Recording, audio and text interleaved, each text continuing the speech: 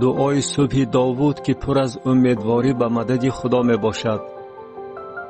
برای سردار مغنیان بر سازهای نفسی ترانه داوود.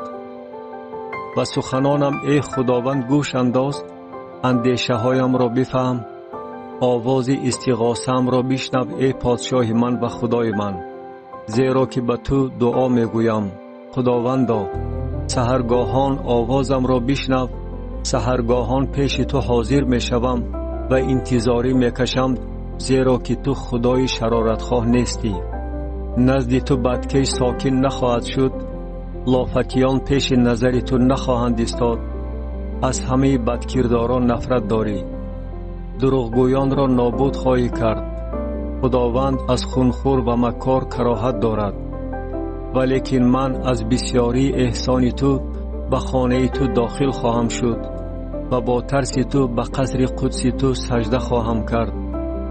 خداوندا به من برخلاف اراده مخالفانم در عدالت خود راهنما شو. راه خود را پیش من هموار کن، زیرا که در دهان آنها گپی درست نیست. باطنشان خرابی است، گلویشان قبری کشاده است، با زبانشان تملق میگویند. آنها را ای خداوند محکوم نما، تا که از قصدهای بد خود فرو غلطند.